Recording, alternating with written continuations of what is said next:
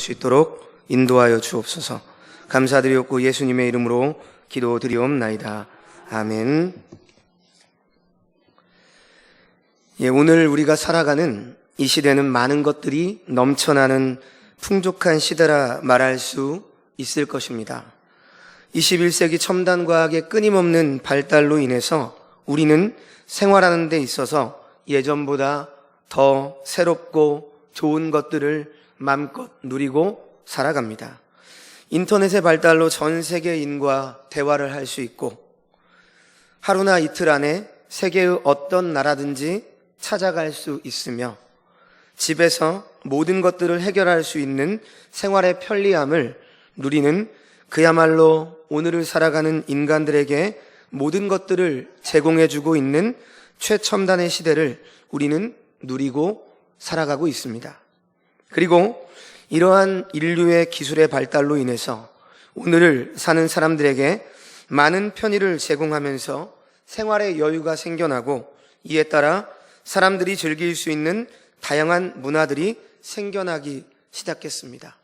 오늘이 3.1절인데 저도 근교 공원을 잠깐 나가봤는데요. 너무나 많은 사람들이 쉼을 즐기고 있었습니다. 자, 우리나라만 해도 주 5일 근무제가 생활화가 되면서 주말만 되면 사람들은 캠핑과 여행으로 즐거움을 만끽하고 다닙니다. 또한 굳이 여행을 갈 만한 여유가 없어도 주변에서 즐길 수 있는 다양한 오락거리 등이 우리들에게 펼쳐져 있습니다. 온라인 게임도 우리 학생들 좋아하죠. 영화, 동호회 모임, 스포츠 이런 것들, 즉 우리가 마음만 먹으면 이 세상에서 놀거리 등은 그야말로 활짝 열려져 있다고 해도 과언이 아니겠습니다. 자, 그런데요, 이렇게 세상이 점점 인간에게 편리함을 주고 있는 이 최첨단의 세상으로 나아가고 있는 풍요로움이 가득한 현실 가운데 오늘을 살아가는 사람들에게 여러분 지금 행복하십니까? 여러분 지금 여러분들의 삶을 만족하십니까? 기쁘십니까? 라고 묻는다면 뭐라고 대답을 하겠습니까?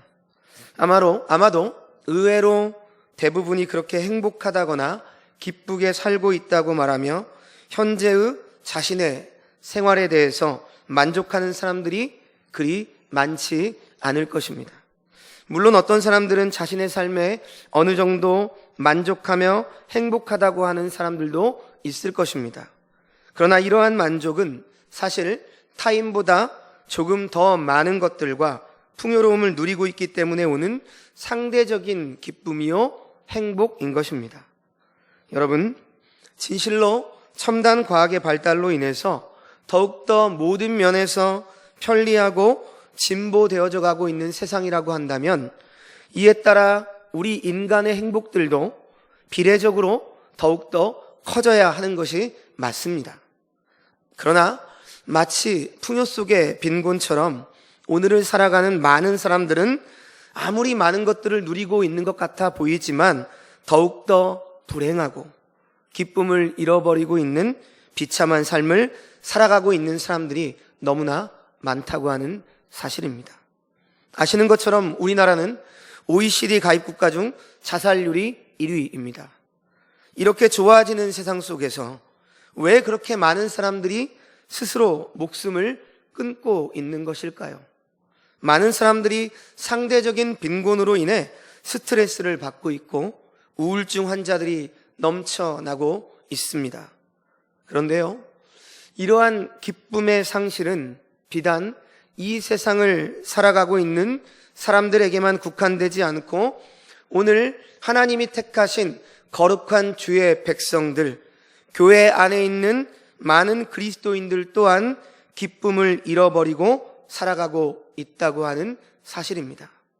세상을 살면서 세상의 영향을 받아서 그 기쁨을 잃어버리기도 하고 교회 안에서도 바른 신앙관을 갖지 못해 상처받고 실망하며 기쁨을 잃어버리고 살아가고 있는 것입니다. 그래서 많은 성도들이 이러한 상실감을 채우고 회복하기 위해서 여러 가지 방법을 사용합니다. 그 중에 한 가지가 바로 무엇일까요? 바로 종교적인 열심입니다. 공동체 안에서 많은 사역들을 자원해서 그야말로 바쁘게 일하고 그 일을 하는 동안은 마치 내가 행복한 것처럼 생각하며 힘을 쏟습니다. 그러나 어떻습니까? 그 사역을 마친 후 홀로 있거나 일상으로 돌아가게 되면 다시 공허함과 우울감과 함께 더 깊은 상실감이 찾아오기도 하는 것입니다. 여러분, 이러한 성도들, 과연 무엇이 문제일까요? 이유는 오로지 종교적인 열심이라는 것만을 붙잡고 있기 때문입니다. 내가 기뻐서 해야 하는데 기뻐서 하는 것이 아니라 이것을 하면 기쁨이 온다, 이것을 하면 기쁨을 주신다 라고 생각하기 때문입니다. 여러분, 오해하지 마십시오.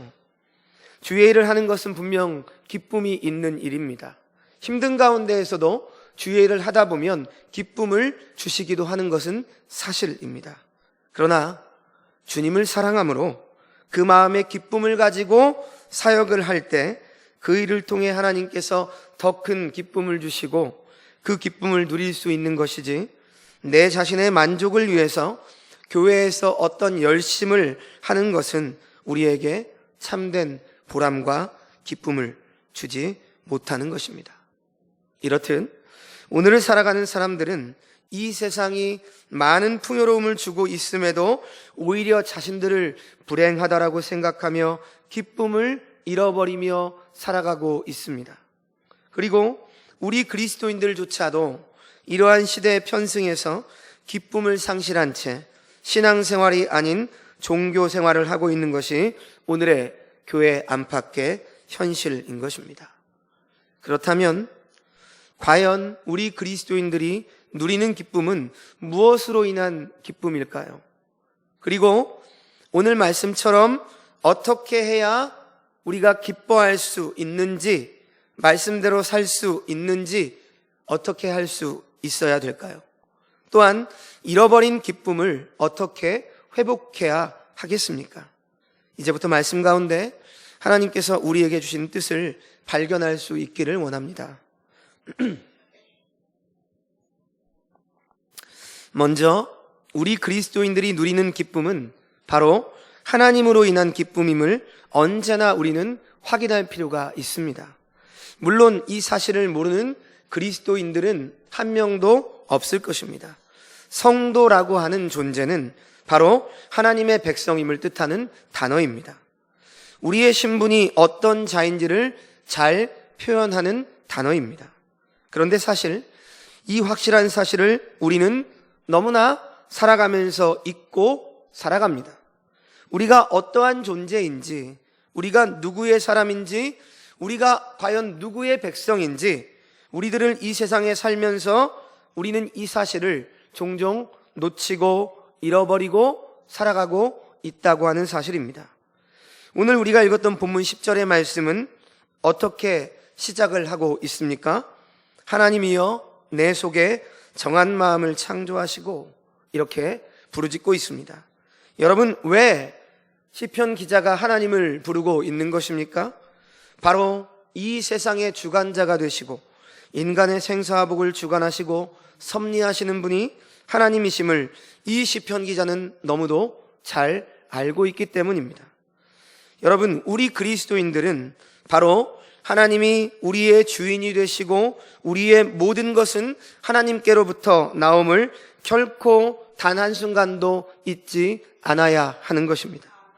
그래서 모든 일들 가운데 하나님의 이름을 부르며 어떠한 일들이 일어났을 때 다른 데 우리의 도움과 눈을 돌리지 않고 바로 즉시 하나님 아버지의 이름을 부르며 하나님의 존전 앞에 나와야 하는 것입니다. 오늘 우리가 살펴볼 시편 51편을 지은 이는 다윗으로 알려져 있습니다. 어떻게 다윗인 것을 확인할 수 있습니까? 바로 시편 51편의 표제어를 보시면 알 수 있습니다. 이 시편을 쓸 때 어떠한 상황 가운데 있었는지 배경까지도 우리는 알고 있습니다. 자, 뭐라고 써 있습니까? 우리 표제어를 한번 읽어볼까요? 같이 한번 읽어보죠. 다윗의 시, 인도자를 따라 부르는 노래.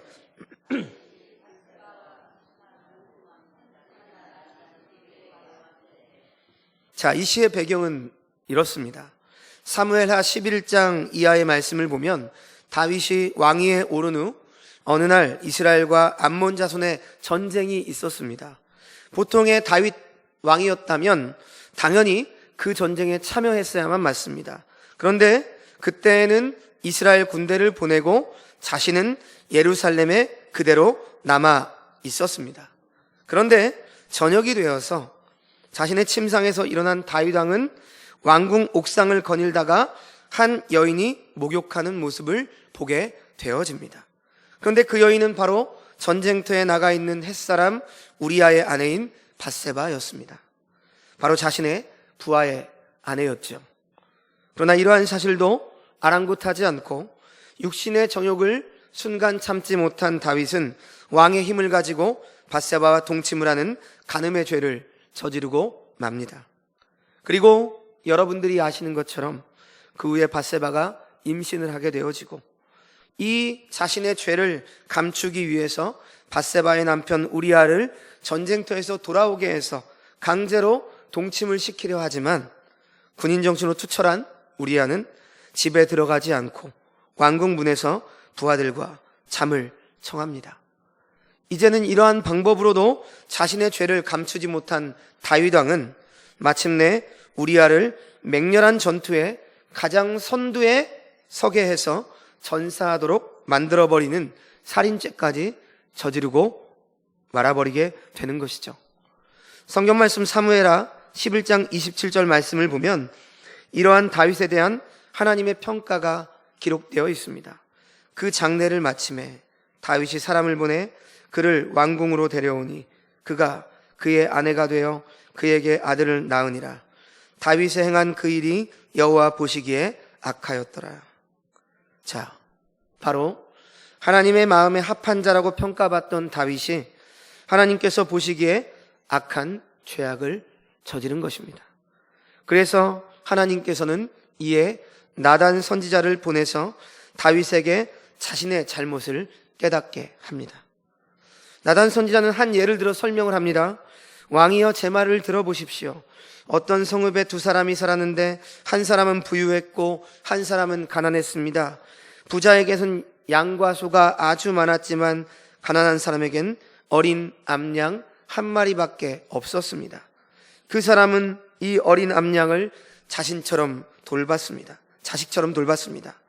그러던 어느 날 부자에게 나그네 한 사람이 찾아오게 되었는데 그 부자는 자기를 찾아온 사람을 대접하기 위해서 자기의 양떼나 소떼 가운데에서는 한 마리도 잡기가 아까워서 그 가난한 사람의 하나밖에 없는 어린 암양을 빼앗아다가 자기를 찾아온 사람에게 대접했습니다.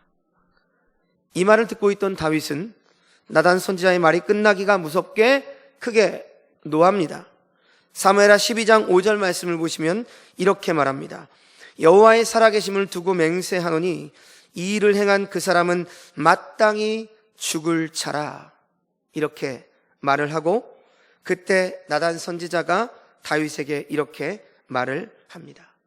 당신이 그 사람이라. 바로 이렇게 나단 선지자의 책망을 들은 다윗은 그 자리에 꿇어 엎드려 하나님께 죄를 고백하고 그 회개의 기도를 노래한 것이 바로 오늘 시편 51편의 말씀의 배경입니다. 그런데 바로 이러한 큰 죄를 저지른 다윗이 자신의 죄를 깊이 뉘우치며 회개하는 가운데 이 시간 우리가 주목해서 보아야 될 문장이 하나 있습니다. 그것은 바로 오늘 본문 12절 말씀에 주의 구원의 즐거움이라고 하는 표현입니다. 우리 다 함께 12절 말씀을 한번 읽어보겠습니다. 우리 마음의 고백을 담아 같이 한번 읽어보죠. 함께 읽습니다. 주의 구원의 즐거움을 내게 회복시켜 주시고. 성도 여러분, 한번 생각해 보십시오. 다윗 왕은 그 당시 그야말로 모든 것들을 누리고 가지고 있던 자였습니다. 절대적인 권력과 모든 풍요로움을 누리던 왕이었습니다. 어느 것 하나 부족해 보이지 않는 다윗입니다. 그러므로 다윗에게는 그 어떤 불행도 없어 보입니다. 자신의 만족과 행복, 기쁨이 그야말로 넘쳐야 하는 그입니다. 그런데 오늘 시편 분위기는 어떻습니까? 지금 하나님 앞에 기도하는 다윗은 자신이 누리고 있는 여러 사실들을 열거하면서 하나님께 감사의 기도를 드리고 있습니까? 나에게 무엇을 주셔서 감사하고, 나에게 무엇을 주셔서 감사하고, 이런 기도를 하고 있나요? 아닙니다. 지금 다윗은 고통 가운데 울부짖고 있습니다. 그 어떤 기쁨의 요소도 찾아볼 수 없습니다. 오히려 너무나도 슬프고 자신이 처해 있는 불행의 상황을 하나님께 통회하며 자복하고 있습니다. 여러분, 왜 다윗이 지금 이렇게 하나님 앞에 슬퍼하고 있는 것입니까? 바로 현재의 자신의 삶 속에 이 구원의 기쁨이 나타나지 않기 때문입니다. 엄밀히 말하면 지금 다윗은 하나님께서 자신에게 주신 이 구원의 기쁨을 잃어버렸기 때문입니다. 성도 여러분, 우리 그리스도인들은 주 안에서 항상 기뻐해야 합니다. 이것은 주님의 명령입니다. 물론 우리는 인생을 살아가는 동안 여러 시험과 고난을 만나게 됩니다. 그리고 그러한 상황 가운데 우리는 기뻐하기보다는 참으로 슬프고 고단할 때가 너무나 많이 있습니다. 그러나 우리는 이 모든 상황 가운데에서도 그 슬픔을 딛고 이겨내며 시험과 환난 가운데에서도 마침내 하나님이 주시는 기쁨을 누릴 수 있는 존재들입니다. 그렇다면 어떻게 이러한 어려움 가운데에서 기쁨을 누릴 수 있는 존재가 될 수 있다는 것입니까? 설교 처음에도 말씀드린 것처럼 우리는 하나님으로 인해 기뻐할 수 있습니다. 주 안에 있으므로 우리는 우리의 기쁨을 지속적으로 확인하고 누릴 수 있게 되는 것입니다. 그런데 바로 이렇게 주 안에 있다는 사실을 우리가 확인하기 위한 가장 중요한 기쁨의 조건이 있는데, 그것이 바로 오늘 다윗이 기도함을 통해서 반드시 회복되길 원하는 구원의 기쁨이라고 하는 것입니다. 무슨 말씀인가 하면 바로 이 구원의 기쁨이야말로 우리가 하나님으로 인해 기뻐하고 주 안에 있음을 확인하는 가장 확실한 증거라는 사실입니다. 성도 여러분, 성도가 살아가면서 누리는 모든 기쁨의 근원이 되는 그 기쁨이 있다면 바로 예수 그리스도께서 우리를 위하여 십자가에 달려 죽으심으로 우리의 모든 죄가 씻김을 받고 영원한 하나님의 나라의 백성이 되었다는 바로 구원의 기쁨입니다. 이 구원의 기쁨은 우리 성도들에게 너무나도 중요한 기쁨의 요소입니다. 왜냐하면 다른 것들은 잠시 잠깐 상실해도 우리의 삶 가운데 크게 흔들리지 않을 수 있습니다. 그런데 이 구원의 기쁨이 만약 성도의 삶 가운데 상실해 버린다고 한다면 그 성도의 삶은 그야말로 송두리째 흔들리는 큰 위기를 맞이하게 되는 것입니다. 그 어떤 일에도 힘을 쓸 수가 없으며 어떤 일을 해도 기쁨이 회복되지 않는 것입니다. 오히려 더 깊은 낙심과 좌절을 겪게 됩니다. 그리고 이러한 상태는 그리 쉽게 회복이 되지 않게 될 것입니다. 여러분, 왜 이렇게 구원의 기쁨이 상실되면 성도의 삶에 있어서 이러한 심각한 데미지를 입게 되는 것일까요? 왜 구원의 기쁨의 회복이 성도에게 중요한 것일까요? 그것은 이 구원의 기쁨이라고 하는 것이 우리 성도의 존재와 정체성을 언제나 확인시켜 주기 때문입니다. 내 자신이 어떠한 존재였는지, 하나님께서 내게 어떠한 일들을 행하셨는지, 나는 지금 어떤 상황에서도 어떠한 은혜를 누리고 있는지, 사망이나 기근이나 적신이나 다른 어떤 피조물이라도 그리스도 안에 있는 우리의 사랑을 끊을 자가 없다라고 하는 사실을 우리가 확인하게 될 때 우리는 어떤 상황에서도 흔들리지 않고 때로는 잠시 넘어져도 언제나 회복할 수 있고 우리를 돌아볼 수 있으며 어떤 상황 가운데서도 극복하고 회복할 수 있는 힘을 받게 되는 것입니다. 그런데 오늘 이 시편의 주인공인 다윗은 지금 이 중요한 구원의 기쁨이 자신에게 상실된 상태에 있다라고 고백하고 절규하고 있는 것입니다. 그러면서 하나님 앞에 이 구원의 기쁨을 제발 회복시켜 달라고 간절히 구하고 있는 것입니다. 자, 그렇다면 이제 여기에서 우리는 또 하나의 물음을 갖게 됩니다. 도대체 모든 것들을 누렸던 다윗이 지금 무엇 때문에 이 구원의 기쁨을 상실하게 되었는가? 그리고 어떻게 해야 이 기쁨을 다시 회복할 수 있는가? 라고 하는 물음을 우리는 갖게 되는 것입니다.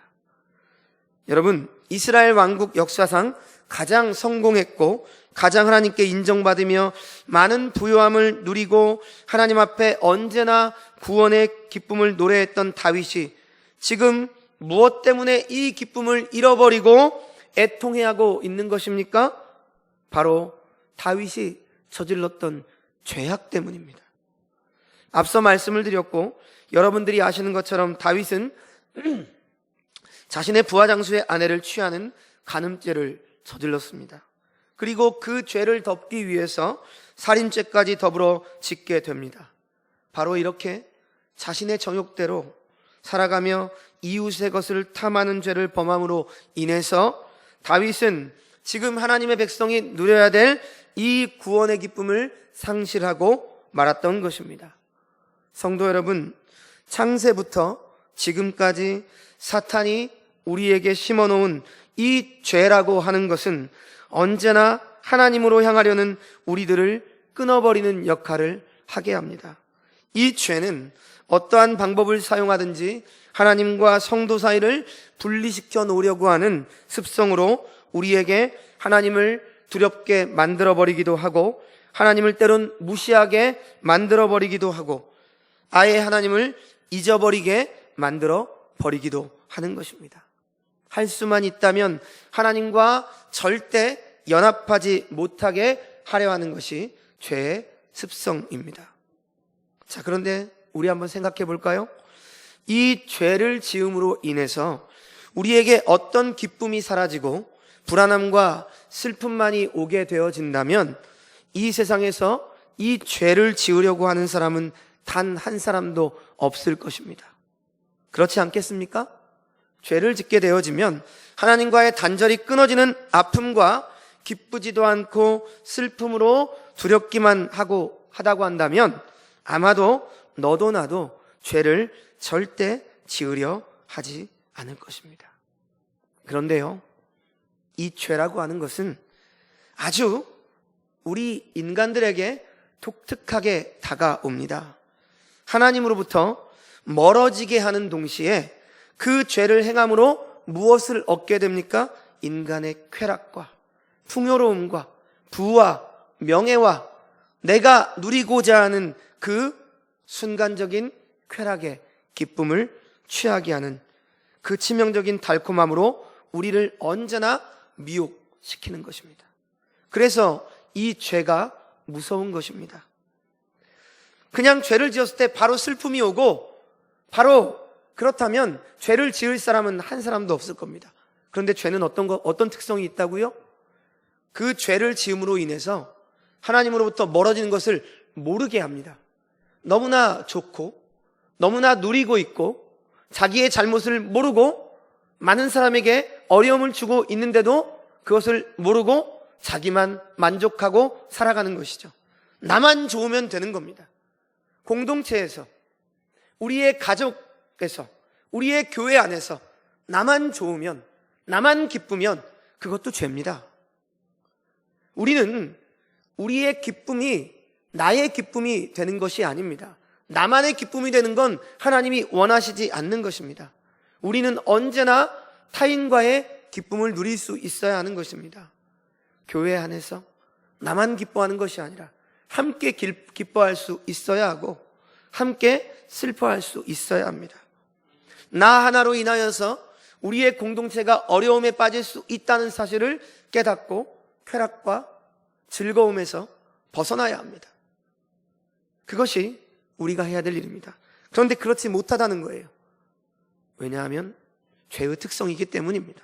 너무나도 달콤합니다. 너무나도 얻는 게 많습니다. 너무나도 내가 누리고 있는 게 많습니다. 그래서 그 죄의 미혹에 빠지게 되면 그 치명적인 쾌락으로 인해서 우리의 신앙적인 이성과 믿음이 마비가 되어 버립니다. 물론 언제나 말씀과 기도로 무장되어 있고 늘 깨어 있으려고 하는 사람에게 있어서 이 죄의 유혹이 왔을 때 우리는 이 유혹을 이겨낼 수 있을 것입니다. 그러나 이것이 생각보다 쉽지 않습니다. 오늘 다윗을 보십시오. 저와 여러분이 다윗보다 뛰어나다고 할 수 있겠습니까? 그처럼 하나님 앞에서 완벽하고 인정받은 사람이 어디 있습니까? 언제나 하나님의 마음에 합한 자로 살아왔던 그였지만 순간의 정욕으로 인해서 크나큰 죄악을 저지르는 존재가 되어 버렸다는 사실입니다. 베드로전서 5장 8절 말씀을 보면 우리에게 이렇게 베드로는 권면합니다. 근신하라, 깨어라. 너희 대적 마귀가 우는 사자같이 두루다니며 삼킬 자를 찾나니. 무슨 말씀입니까? 이렇게 사탄 마귀는 잠시라도 우리들의 빈틈을 노려 사자처럼 저와 여러분을 삼키려고 한다고 말하고 있는 것입니다.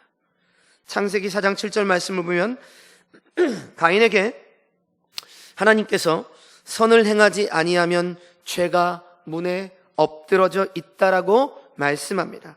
자, 이 말씀은 어떤 말씀이냐면 그 당시에 문이라고 하는 건 어떻게 돼 있냐면 우리가 밀고 나가는 문이 아닙니다. 즉 당기고 나가는 문입니다.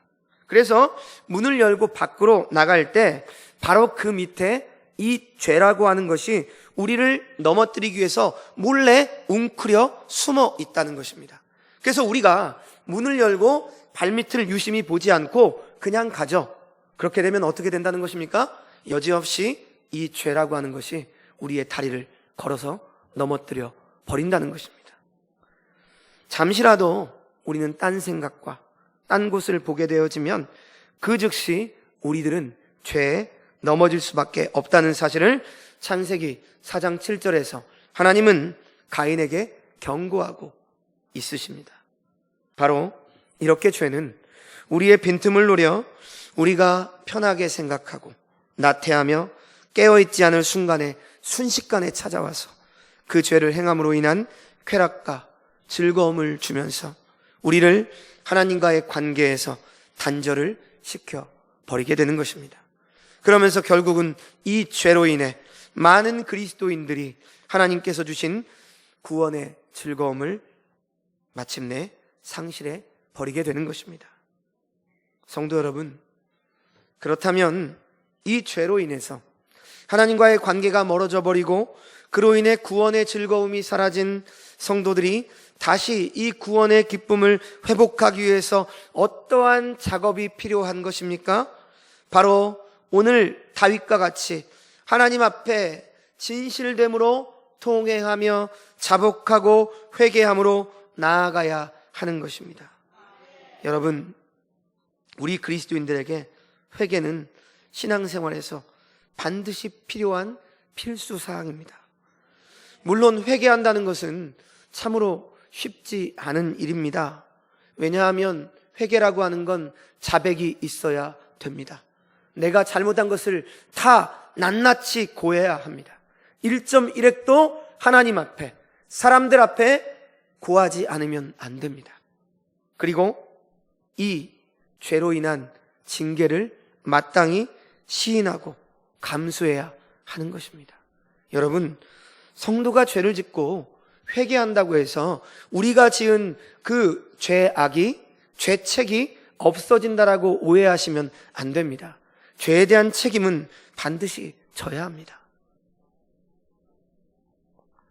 잘못을 하면 그에 대한 대가를 치르는 것이 성경적입니다. 그렇기 때문에 회개는 돌이키는 것입니다. 입술로만 그저 잘못했다라고 말하고 똑같은 죄를 범하는 것은 회개가 아닙니다. 회개라고 하는 건 하나님의 징계까지 받고 다시 회복해서 하나님 앞에 나아가는 것이, 그리고 그 한 번의 경험을 했기 때문에 다시는 그곳에 죄를 짓지 않기 위해서 몸부림치는 것, 이것이 회개인 것입니다. 그렇기 때문에 회개가 어려운 것입니다. 그러나 여러분, 이러한 문제 때문에 우리가 회개하기를 두려워해서는 안 되는 것입니다. 오히려 회개하지 않는 것이 하나님 앞에 선 성도로서 가장 두려워해야 하는 사실임을 우리는 결코 잊어서는 안 되는 것입니다.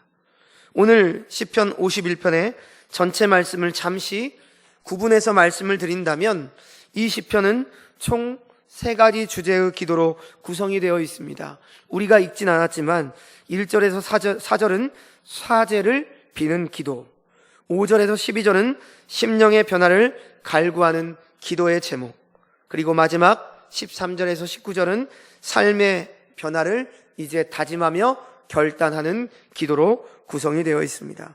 이렇게 하나님 앞에 철저하게 회개하는 다윗의 모습을 우리는 이 시간 우리의 심령 가운데 깊이 담아야 할 것입니다. 그렇다면 이렇게 하나님 앞에 구원의 즐거움을 회복하기 위해 회개하는 모습 가운데 가장 먼저 우리에게 필요한 모습은 무엇이겠습니까? 그것은 바로 우리가 어떤 죄를 저질렀고 어떤 존재였는지 솔직함으로 하나님 앞에 시인하는 것입니다. 우리가 읽진 않았지만 51편 3절 말씀을 보십시오. 다윗은 뭐라고 말하고 있습니까? 무릇 나는 내 죄가를 아오니 내 죄가 항상 내 앞에 있나이다. 이렇게 고백합니다. 지금 다윗은 자신의 죄가를 안다고 하나님 앞에 시인하고 있습니다. 여러분, 바로 이렇게 하나님 앞에 솔직함으로 모든 것들을 시인하는 것, 바로 회개의 첫걸음인 줄로 믿으시기 바랍니다. 자, 그런데 여기에서 이제 가장 중요한 한 가지 사실을 우리가 깨달아야 하는데요, 바로 이렇게 다윗이 자신의 죄를 시인하게 되었던 과정이 어떻게 이루어졌는지를 우리는 깨달아야 합니다. 여러분, 어떻게 다윗이 지금 저질렀던 그 행위가 죄임을 깨닫게 되었습니까? 다시 말하면 자신의 죄를 누가 죄라고 고발했습니까? 바로 나단 선지자, 이 사람이 다윗의 죄를 지적하고 고발했습니다. 그런데 이 나단 선지자는 누구의 보내심을 받아서 다윗에게 죄를 지적하게 만들었습니까? 바로 하나님께서 직접 말씀하셨기 때문에 나단 선지자는 그 말씀대로 시행한 것입니다. 성도 여러분, 무슨 말씀일까요? 바로 이 사실을 통해 우리가 깨달아야 될 사실은, 우리가 우리의 지은 죄를 죄로 알고 깨닫고 시인하고 회개하기 위해서는 반드시 하나님의 살아있는 말씀을 들어야 한다는 것입니다. 즉, 하나님의 말씀을 들음으로 우리의 죄가 죄임을 깨닫게 되어지고 자신의 존재가 어떤 존재인지를 자각하게 된다는 것입니다. 4절 말씀을 보십시오. 내가 주께만 범죄하여 주의 목전에 악을 행하였사오니 라고 고백합니다. 이 말씀의 의미는 지금 그 자신이 범죄한 것은 사람에게 범죄를 저질렀으나 이 모든 죄는 사실 하나님 앞에 범죄함이라고 뉘우치고 있는 것입니다. 그리고 5절 말씀에 내가 죄악 중에 출생하였으며, 나는 고백을 하면서 자신의 원죄를 가지고 태어났음을 고백하고 그로 인해서 언제나 죄를 즐겨하는 인생임을 하나님 앞에 진실되이 고백하고 있습니다. 계속해서 우리가 읽은 본문을 보십시오. 이제 이 시편 기자는 죄를 깨닫고 자신의 죄를 용서해달라고 하나님께 기도하면서 이제 자신의 심령에 죄를 벗어버리고 하나님 앞에 나아갈 수 있도록 더욱더 적극적으로 기도하고 있습니다. 10절 말씀을 보십시오. 이제 시인은 자신의 마음속에 정결한 마음을 다시 창조해 주시고 정직한 영을 부어달라고 적극적으로 하나님의 은혜를 붙잡고 있는 것입니다. 여러분, 하나님의 말씀을 듣지 않고는 우리는 우리의 죄가 죄인지 우리의 생각으로는 절대 깨달을 수가 없습니다. 그렇기 때문에 할 수만 있으면 말씀을 들어야 되고, 말씀을 우리가 직접 봐야 하고, 말씀과 독대하는 시간을 가져야 하는 것입니다. 우리는 또 이 말씀을 보면서 한 가지의 교훈을 얻습니다. 이 구원의 기쁨은 하나님께서 회복시켜 주시는 것인데, 이 회복을 위해서 반드시 하나님 앞에 적극적으로 붙잡고 하나님께 요청해야 한다는 것입니다. 계속되는 11절 말씀을 보십시오. 나를 주 앞에서 쫓아내지 말아달라고, 주의 성령을 거두지 말아달라고 더욱더 간절히 주님의 은혜를 붙잡고 있습니다. 여러분, 왜 다윗이 이런 기도를 했을까요? 주 앞에서 나를 멀리하지 말라고, 주의 성령을 거두지 말아달라고 왜 기도했을까요? 다윗은 보았습니다. 그러한 사람을 자기가 보았기 때문입니다. 어떤 사람입니까? 하나님을 멀리하고 주의 성령을 거두어 버리신, 악신이 들게 하신 사울 왕을 보았기 때문입니다. 자신이 사울 왕처럼 될까 봐, 내가 지은 죄로 인해서 내가 다른 건 다 잃어버릴 수 있으나 이 구원의 기쁨만큼은 반드시 회복되어져야 됩니다. 하나님, 주의 성령을 나에게 거두지 마십시오. 내가 죄를 지었다고 나를 쳐도 좋습니다. 그러나 나를 구원의 기쁨을 빼앗아 가지 마십시오. 주의 성령을 거두지 말아 주십시오. 사울 왕처럼 하나님을 잃어버린 자, 악신이 든 자로 저는 인생을 마감하고 싶지 않습니다. 내 죄를 회개하오니 하나님 용서하여 주옵소서. 다윗은 지금 그렇게 기도하고 있는 것입니다.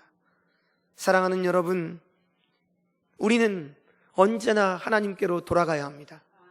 말씀을 듣고 언제나 회개함으로 우리의 잃어버렸던 기쁨을 회복해야 합니다. 우리의 주인 되시고 우리의 기쁨의 근원이 되시고 구원의 기쁨을 주시는 하나님을 반드시 붙잡고 회복을 위해 우리는 기도해야 되는 것입니다.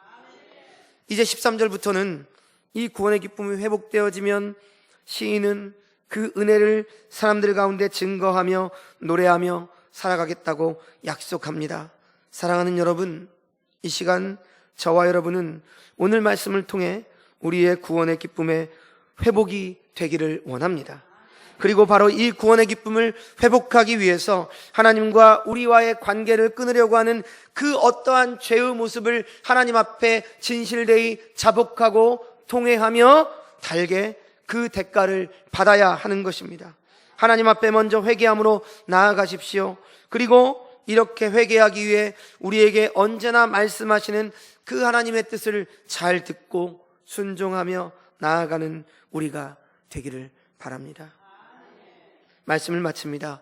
사랑하는 여러분, 하나님께서 우리에게 허락하신 이 구원의 기쁨을 회복하십시오. 어떤 일들이 있을지라도 결코 구원의 기쁨을 여러분들의 삶 가운데 상실하지 마십시오. 언제나 이 사실을 확인하고 또 확인하십시오. 말씀을 통해서 내가 어떠한 존재였는가, 내가 어떠한 어려움이 있을지라도 예수 그리스도가 나를 위해 어떠한 삶을 사셨고 어떻게 죽으셨고 어떻게 부활하셨는가, 그분이 지금도 우리를 위해서 하나님의 보좌 우편에서 얼마나 기도하고 계신가, 성령께서 말할 수 없는 탄식으로 우리가 기도하지 못할 때에도 우리를 위해서 쉬지 않고 기도하고 있다는 사실을 우리는 붙잡으면서 언제나 이 구원의 기쁨을 회복하고 붙잡아야 될 줄로 믿습니다. 그리고 이 구원의 기쁨을 잃어버리지 않기 위해서 언제나 이 세상과 이 세상 속에서 있는 모든 죄악과 타협하지 않고 맞서 싸우시기 바랍니다. 하지만 만약 크고 작은 여러 죄들로 인해서 여러분들이 이 구원의 기쁨이 점점 상실되어지고 잃어버리고 있다고 이 시간 생각이 되어진다면 오늘 이 다윗의 기도를 모범으로 삼아 저와 여러분 또한 진심으로 통회하고 자복하며 하나님 앞에 우리의 죄를 회개함으로 언제나 우리에게 구원의 기쁨을 주시기를 기뻐하시는 그 하나님의 회복의 은혜를 받으시는 이 시간 되시길 주님의 이름으로 축원을 드립니다. 우리 함께 오늘 말씀을 기억하면서 함께 기도하기 원합니다. 하나님께서 우리에게 허락하신 구원의 기쁨을